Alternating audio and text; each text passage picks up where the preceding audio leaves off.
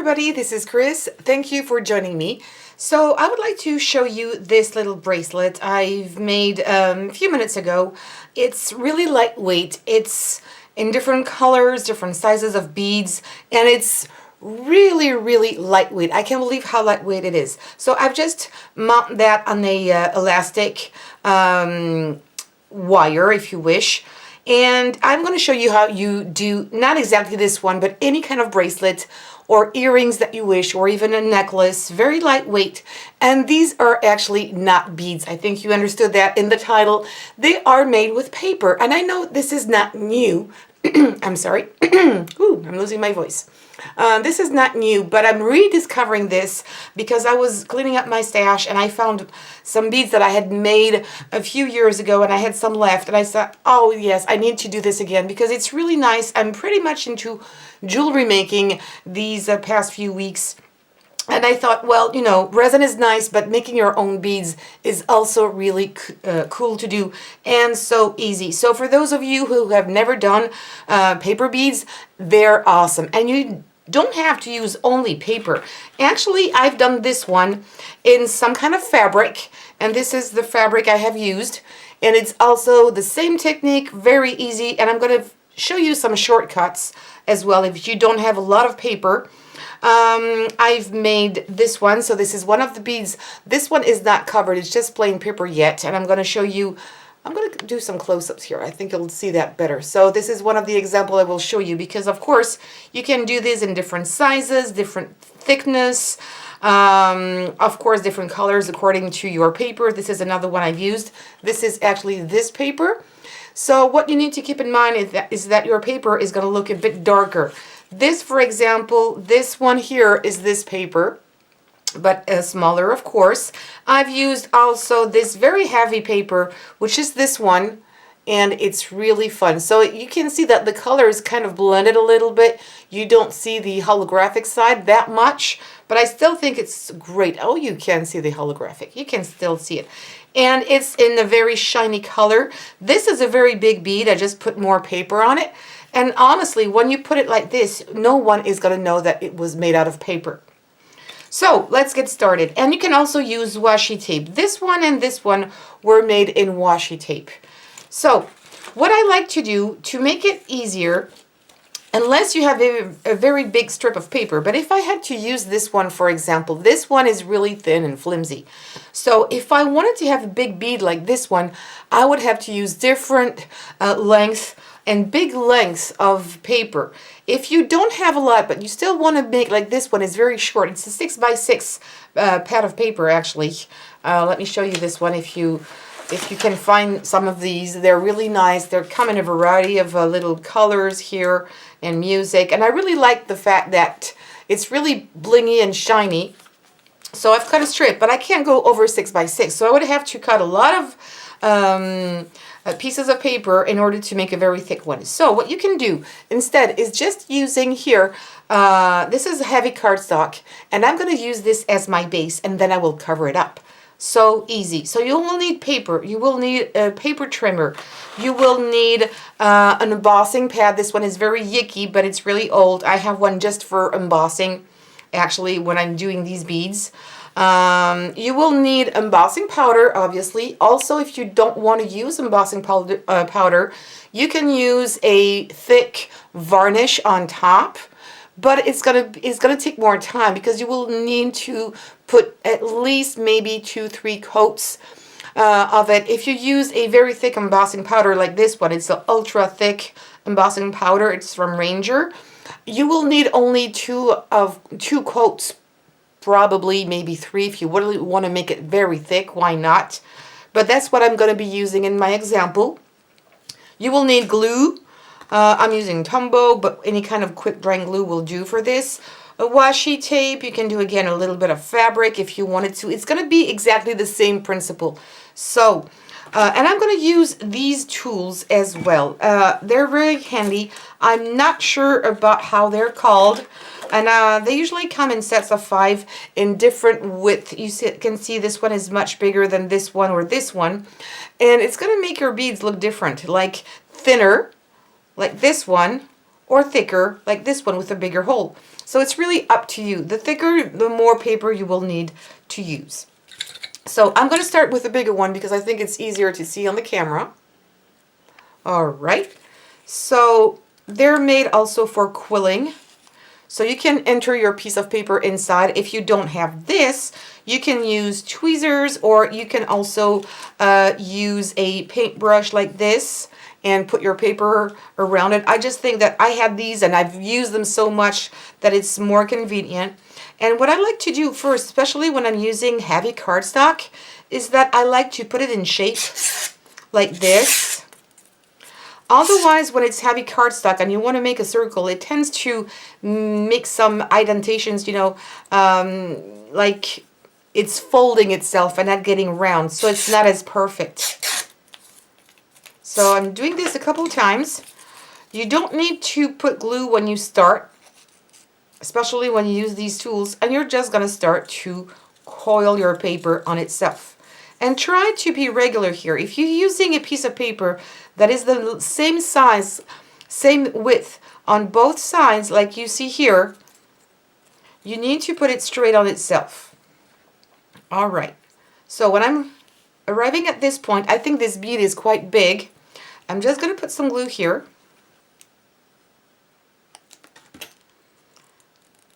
All right. I'm just going to hold it like this for a few seconds. Whoops. I'm bringing all the paper together. Hold it, really, it needs to be well glued. Otherwise, with the heat of the heat gun, and of course, I forgot to say, you need a heat tool, of course, to heat and melt your embossing powder. All right, and I would recommend doing all your beads first and then putting the embossing powder on top. It's going to make your life much easier, and it's also going to be much faster. So this is my first example. I'm going to keep it there just for now. And now I'm going to use is this paper. So I'm just going to put some on top. I'm going to see the width of it that I need. And I'm going to cut it a little bit bigger. Since it's thin paper, it's not going to be an issue if it overlaps. And I'm going to put, you see, I don't need much. So you can use all your scrap piece of papers that you really like, but you don't know what to do with them because they're too small. Well, that's a nice way to use them up. Don't throw your paper. Unless you really don't like it and you don't want to make a bead out of it. But sometimes you could be surprised because they really look nice when they're a bead. So I'm going to make it dry just a little bit. But what I would like to show you is that if you just use plain white paper, or this one is kind of a manila color, you can use also some markers. These are just kids markers because it's paper. So you can use these markers to make a pattern if you want some polka dots. If you want to make it like a rainbow and you don't have the paper you wish. If you need a certain color, and if you need a very big bead like this one and you don't have any home, make yourself a big bead. That's so easy, and use colors. I've put some glitter on top here just before putting my my embossing powder, and just at the end I've put another coat of embossing powder and then the glitter on top. What you can also do, and I'll do it on this one afterwards, is nail polish. I love the color, and I'm going to make one. I'm going to do this one as well. Okay, so that's good. So what I would recommend doing is that you should heat your heat gun at least maybe 15 seconds. I'm going to show you the one I'm using here, but any brand will do, of course, to make sure that it's going to be really hot, because we're going to emboss it first. So you put that, you roll it into your clean. It's not going to change the color anyway. And then you're going to put it into your embossing powder. But be careful one thing. If you bring it when it's not hot yet, it's going to blow. It might blow a lot of your embossing powder out of your bead, and you'll have to do it again, okay, and put it back. Also, and I've just put my bigger bowl into a smaller one because I think it's easier. And don't worry, it's not to contaminate anything. You will put the excess back into your original container.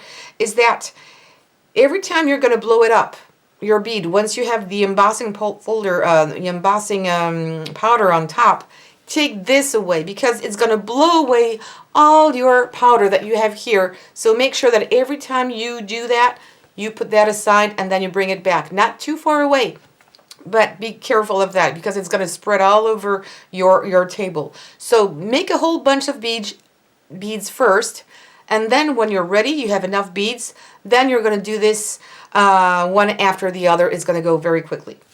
So, and I'm going to do this in real time. I'm not going to speed up the video. Really quite a good amount of embossing. Versamark here. I dip it in here, put it aside, and heat up my, I'm just going to lower the sound.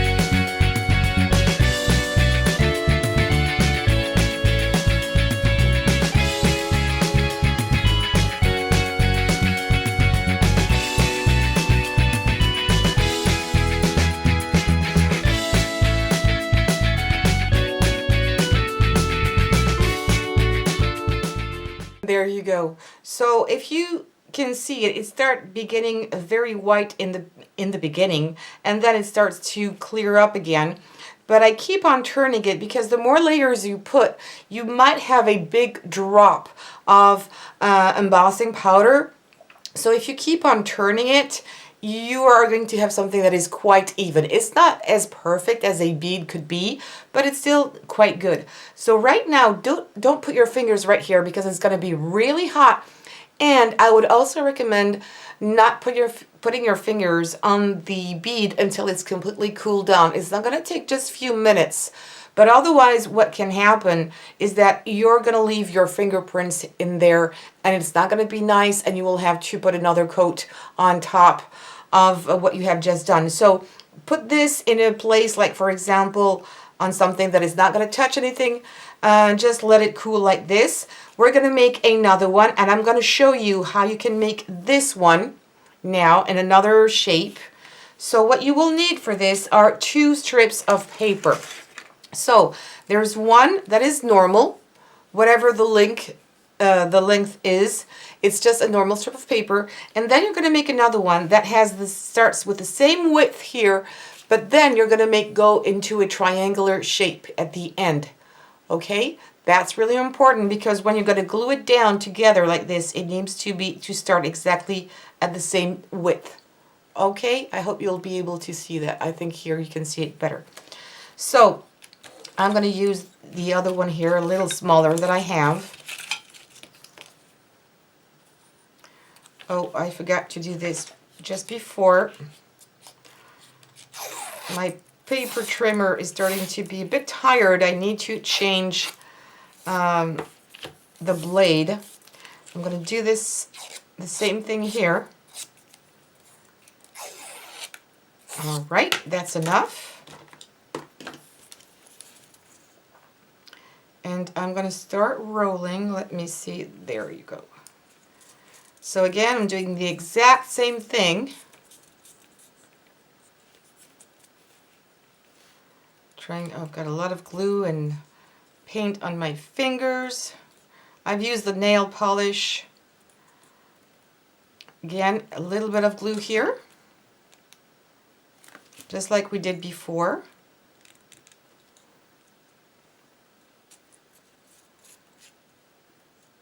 Just need to curl it back. It might open on you like this. That's why you really need to make sure that it's really well glued. I'm aligning all the stack of paper. And really, it doesn't take much time. All right, I'm going to take my other strip, put a little bit of glue here again. Start just where I left. Roll it. Wait a few seconds to make sure it's really trying to rush a little bit too much here.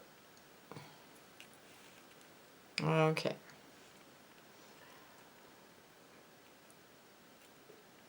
Should be good. I'm going to start rolling, and here what is important is that because your paper is getting smaller and smaller and thinner, try to really put your paper in the middle so you have the same amount, even though you're not going to count really, but the end of your paper needs to be in the middle of your bead. And if you're not happy with it, just fiddle with it a little bit so it's kind of nice. So do you see now how it looks? I need to come a little closer, zoom in. Okay. So my piece of paper, if I do this with a pattern paper, you won't see much. This is why I've chosen this color. But when I roll it, let me do it again. I'm not sure you saw that. My screen is so small. Is that I try to keep it in the center. So the tip of my paper here, my triangle, is going to be in the middle of all that. So it's even. Try to do it as even as you can. I can see it's not completely even there, so I'm just putting my nail where I need to restart it. And I think I like it. Yes, I like it better this way. So now again, I'm going to put some glue. And that's a thick piece of paper. But you got yourself a bead. Okay? And it's exactly the same thing. But here, I used a larger bead, a larger strip of paper, and I put less paper so it has this shape. So you need to, if you want to have different kind of beads with the same technique, you need to play with the length of your paper, the quantity of paper you're going to put on top of each other, and the width. So you need to play around, and you'll have different beads using the exact same technique. These are using the exact same technique. All right. So now what I'm going to do with this one is I'm going to use this varnish because I love the color. I'm going to put it on top. You could maybe do that as well with acrylic paint, but be careful, the acrylic paint might bubble up. So when you apply, when you start heating up, your heat tool, don't put it too close of your bead, otherwise it might burn the bead because it's just paper. It might burn also the acrylic.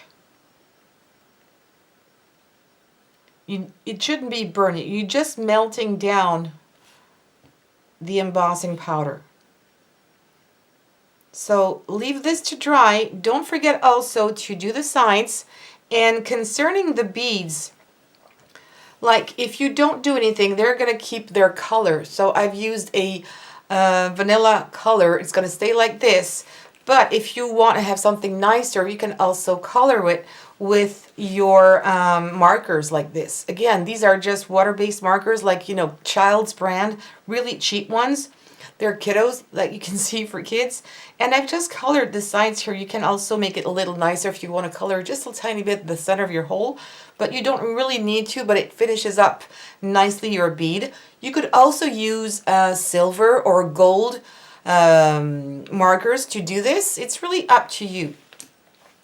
So I'm going to let this one dry. I'm going to do the sides while I'm at it, and I'll be back as soon as everything is dry to emboss it.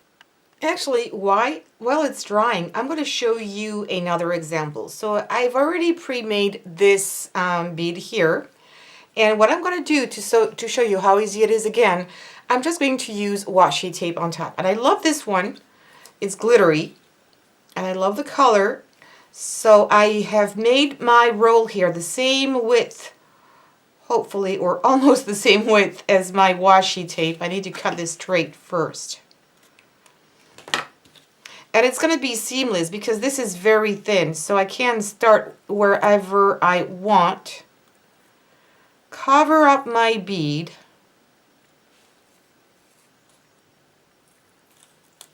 All right. And what I like to do, because often washi tape, I don't know if the same thing happens to you, but tends to not stick that well. Making sure I aligned it perfectly.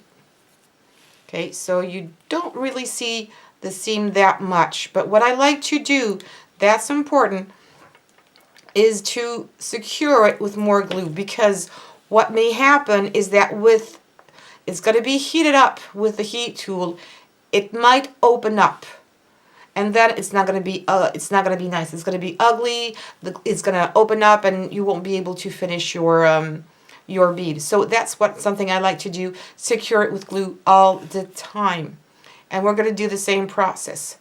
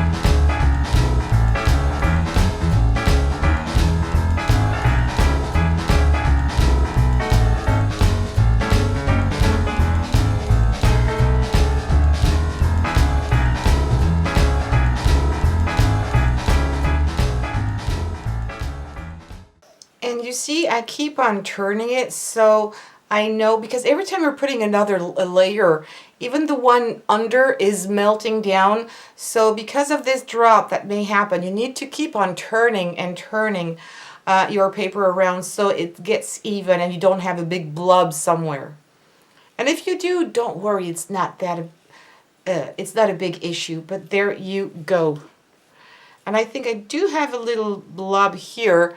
Maybe you'll be able to see it, but honestly, it's good.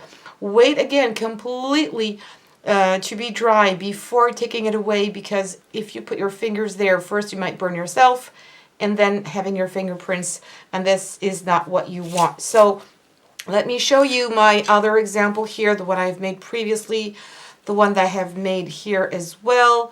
This is made of washi tape, so I just showed you. So the color is changing a little bit.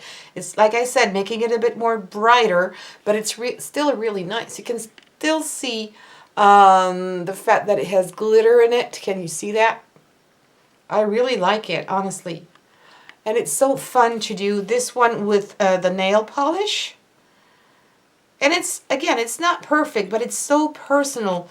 This one is big, and you can make even bigger ones. Really lovely. This one also looks more like a little snail, sea snail. This one that we've made together And so easy. Again, this one with fabric. Look at that. And I need to put another coat on it. I think 2 was not enough. But very simple. This one is not yet. Yeah.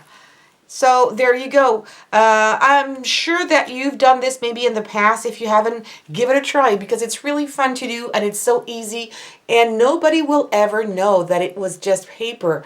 They can't know even when they touch it. It looks like plastic. It looks like a bead actually. So yes, please give me some thumbs up. Don't forget to subscribe to this channel if you haven't yet, and also click on the bell button and share on social medias.